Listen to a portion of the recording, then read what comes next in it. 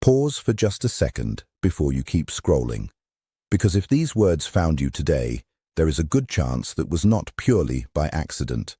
Not just another random piece of content drifting past your eyes. Something inside you may have already been reaching for exactly this, and somehow it met you right here, so stay with me for a little while. Bring that one person to mind right now, let their face come into focus, and then pay attention to what stirs inside your chest the moment you do. That quiet ache, that strange blend of tenderness and longing and something that resists being put into words. That is not confusion speaking. That is your heart already recognizing something that your mind is still slowly catching up to. This person did not wander into your life carelessly. On a level that goes deeper than logic, something in you already feels like it knows them. And I understand how heavy that becomes to carry when everything surrounding it feels so uncertain. Those nights where you lay awake holding it all inside, asking yourself if the signs you are reading are real, wondering if any of this will eventually mean something.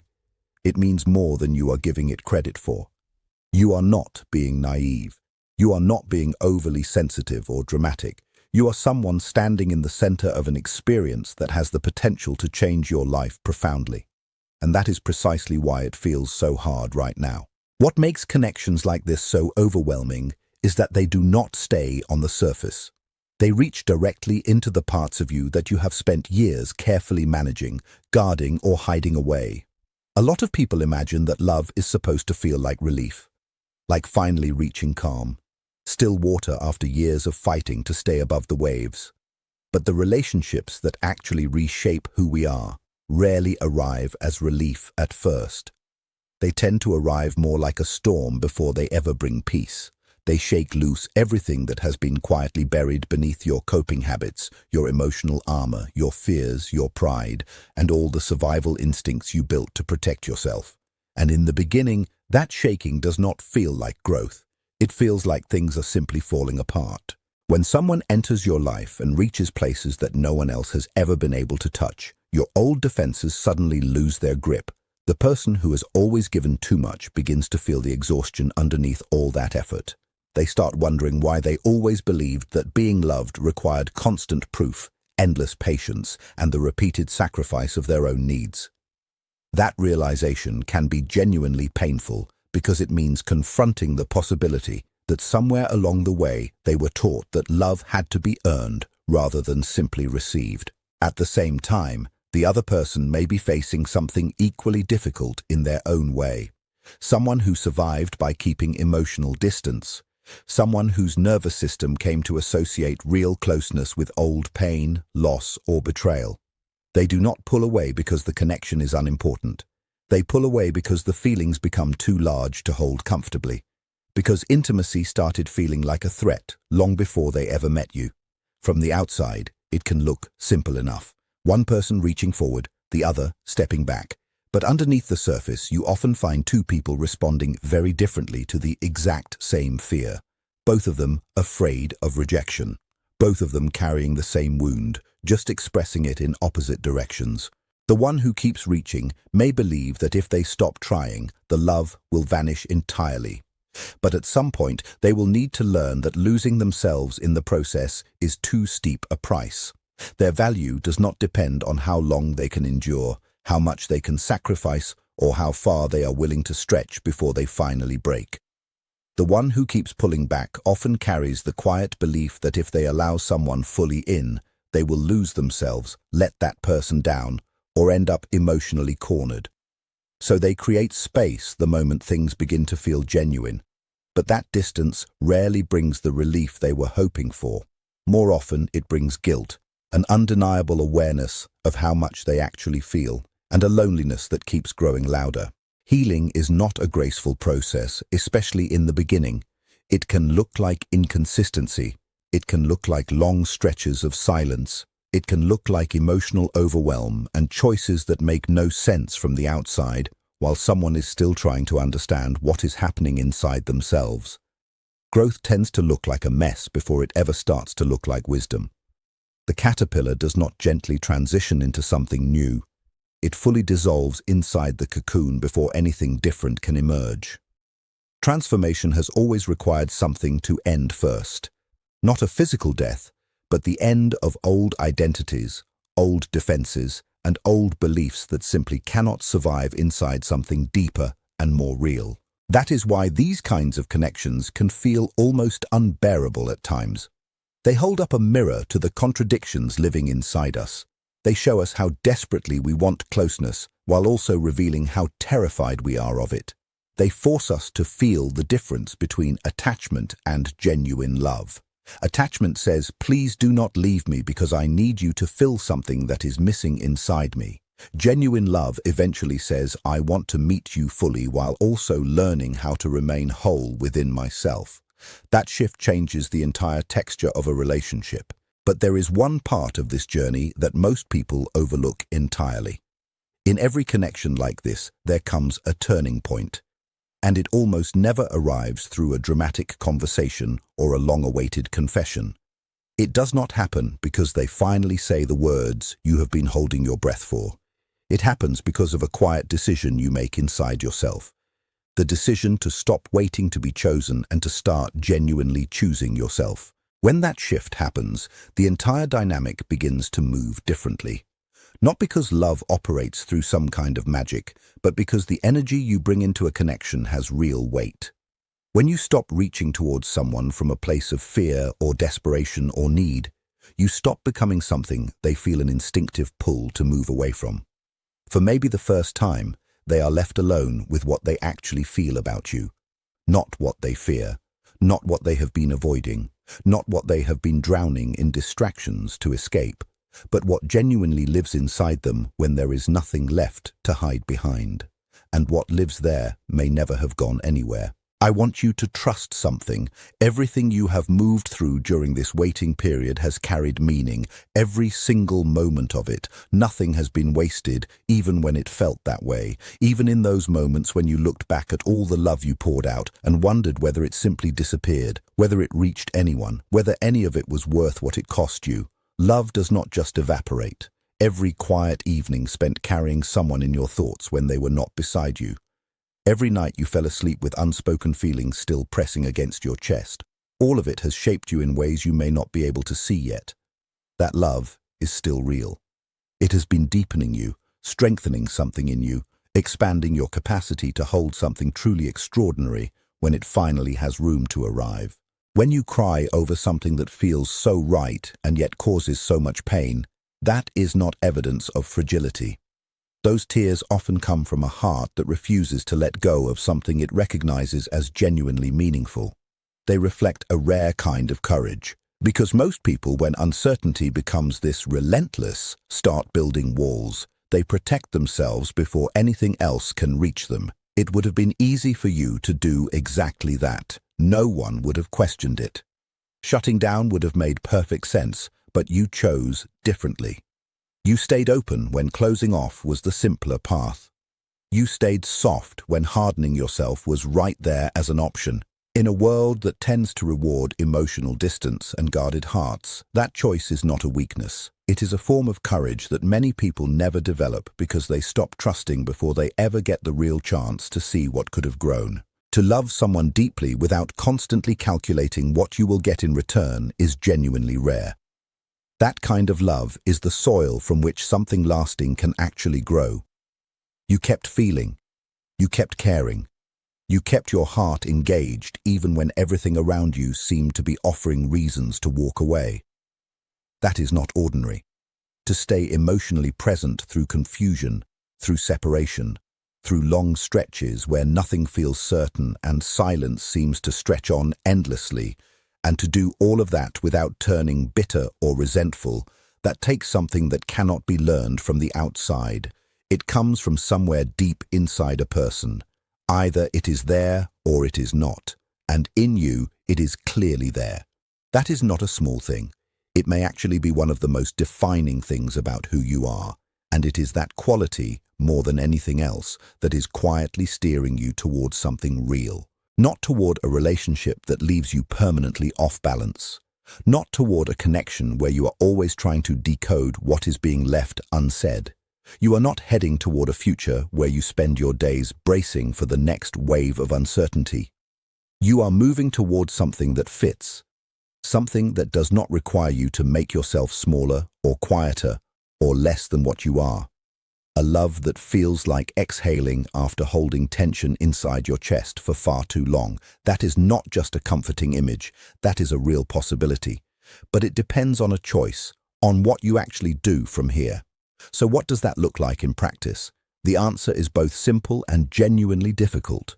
You turn your focus back toward yourself, not as a tactic, not as a performance designed to make someone miss you, not as a way of sending a signal or trying to produce a reaction. You genuinely begin bringing your energy back home to where it belongs. You redirect the emotional investment that has been flowing outward and start returning some of it to your own life. You begin asking yourself a question that maybe you have not asked honestly in a very long time. What do I actually need right now? Not what do they need, not what could I do differently, not what would finally make them understand or come back or open up. What do you need? What would actually feel nourishing to you today? What parts of your own life have been quietly waiting while so much of your attention stayed fixed on something uncertain and slightly out of reach? You start filling those spaces. You begin saying yes to yourself with at least a fraction of the energy you have been giving away so freely. The dreams you put on hold because life did not feel settled enough. You begin revisiting them. The experiences you kept delaying because your heart was occupied somewhere else. You let yourself enjoy them. The friendships that drifted quietly into the background while your emotional energy was absorbed elsewhere. You reach back towards some of those people. The parts of yourself that have been sitting patiently on a shelf waiting for you to come back. You bring them back into the light. None of this means pretending the feelings are gone. None of it requires you to deny what you carry. You do not need to force yourself to stop caring or convince yourself that something meaningful was actually nothing. This is simply about expanding your life again, making sure your entire world is not built around one person and one possible outcome, remembering that your life is larger than any single chapter. And when you genuinely begin doing this, something subtle starts to change. It is not dramatic. It does not happen overnight. Most people do not even notice it at first, but it is real. You stop feeling like a sentence waiting for someone else to finish it.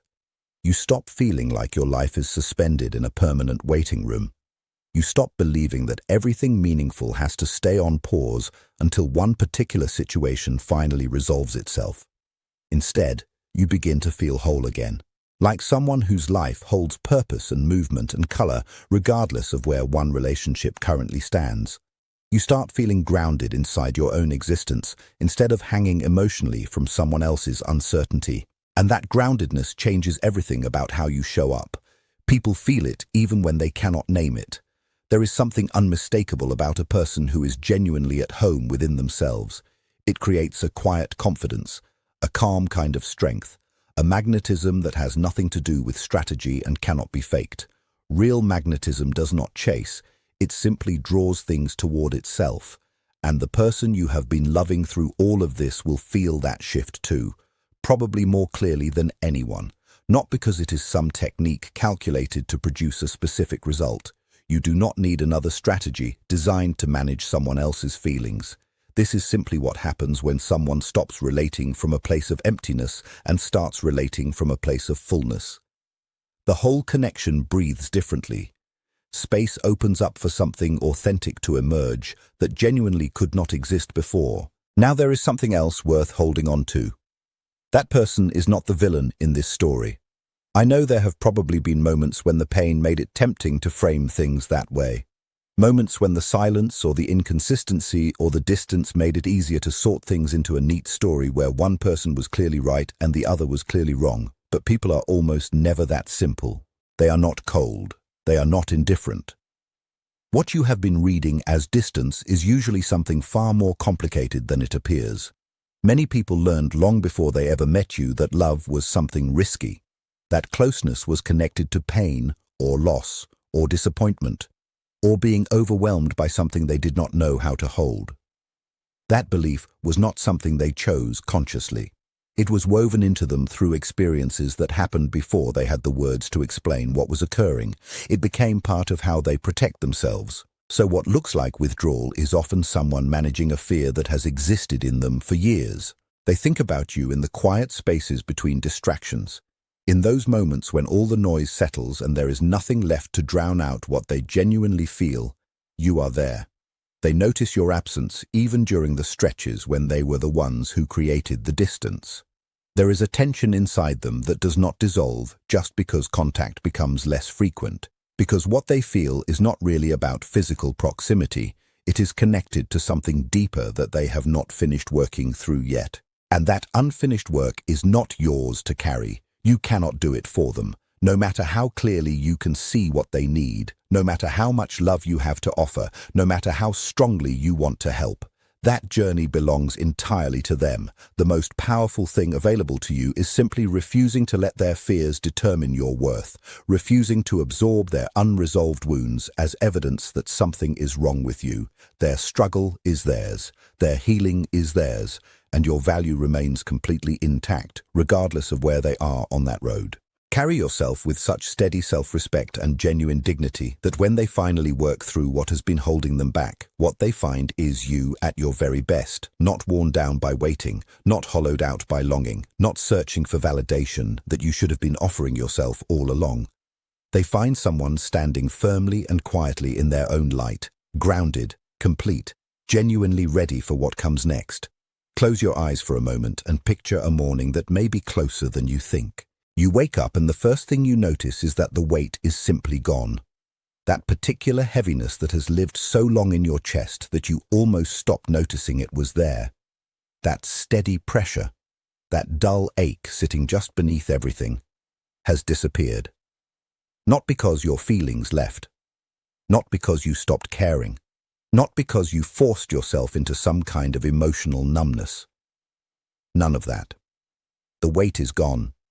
Because the love finally has somewhere real to belong. Because what once felt unresolved has found its resolution.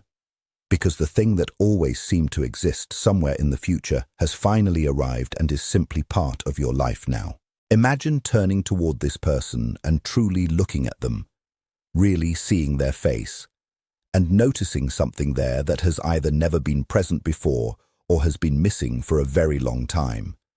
There is no hesitation in their eyes, no quiet conflict hiding just beneath the surface, no familiar expression of someone who is physically present but holding something of themselves carefully back. Instead, you see peace, not the dramatic kind, a quiet, settled peace that belongs to someone who has made a complete choice and stopped questioning it, someone who is not managing their feelings or holding anything in reserve or keeping one foot quietly near the door. Just someone who is fully there with you. Imagine what it feels like to love someone and have that love exist in your thoughts at 2 in the morning as a source of warmth rather than anxiety. A love that does not keep you awake rewinding conversations or searching for what you missed or asking yourself what you could have done differently. Imagine a love where your nervous system finally gets to rest, where you are not scanning for signals, where you are not quietly bracing for the next disappointment, where uncertainty is not sitting silently beside you every single day. Imagine what it feels like when the question of whether you are enough simply stops visiting your mind like an unwelcome storm cloud. Not because you finally mastered the exhausting art of proving yourself. Not because you spent years bending, shrinking, over-explaining, or carrying the impossible burden of earning love, but because one day, almost quietly, you find yourself beside someone who never treated your worth like a puzzle to solve in the first place, someone who looks at you and does not search for reasons to stay. They simply do, and that changes something deep inside you, because there is a kind of peace that enters your life when love stops feeling conditional. A softness, a strange, unfamiliar calm. You stop rehearsing conversations in your head, wondering if you said too much or not enough. You stop scanning every silence for signs that affection is fading. You stop feeling like you are standing on emotional thin ice, terrified that one wrong move might make everything disappear. Instead, there is steadiness. You wake up knowing that you do not have to audition for closeness. You do not have to become smaller to be easier to love, or brighter to be more interesting, or stronger to hide the parts of yourself that still ache. You are not measured against impossible standards. You are not loved only on your best days, only when you are easy, only when you are useful. You are loved in full color. The polished parts and the unfinished parts. The confidence you wear proudly and the insecurities you rarely say out loud. The dreams that light you up and the fears that still sit quietly in the corners of your heart. The pieces of yourself you have already figured out and the chapters still written in pencil. They see your contradictions, your tenderness beside your strength, your courage beside your uncertainty, your laughter beside the heaviness you sometimes carry.